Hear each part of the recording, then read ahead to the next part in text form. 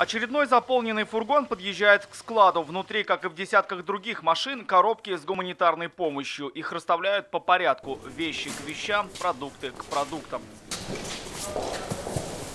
Несмотря на такой внушительный размер, коробки совсем не тяжелые, но внутри, судя по всему, совсем нет свободного места. Все потому, что сегодня на склад привезли мягкий инвентарь. Внутри полотенца, постельное белье и детские игрушки. Всю эту партию собрали профсоюзы Татарстана, предприятий промышленности, строительной отрасли, комитета здравоохранения. Знаем, что есть необходимость, потребность в лекарственных препаратах. Тоже сейчас определим и, наверное, также централизованно передадим предметы, уже необходимые лекарственные препараты.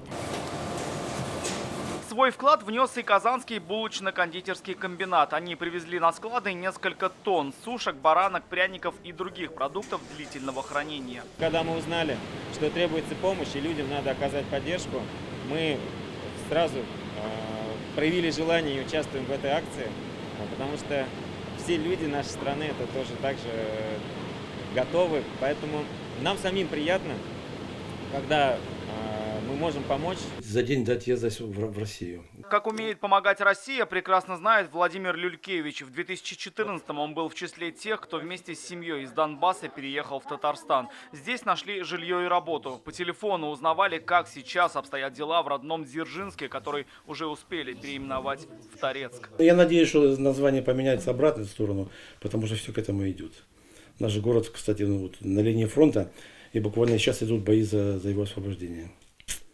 Возле Горловки, которые слышно в каждых новостях. Владимир верит, скоро все это закончится, а в его родном Донбассе вместо взрывов и выстрелов снова зазвучит музыка. Он даже начал мастерить новую гитару. Еще немного, и она будет готова.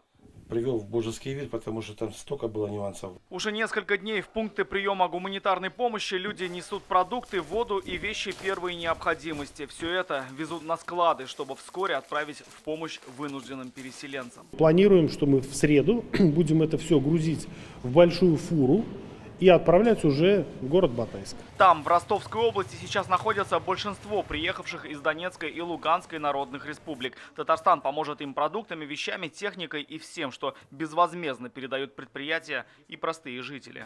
Рамиль Шайдуин, Рамзиль Гарипов, ТНВ, Казань. Закажи рекламу на ТНВ.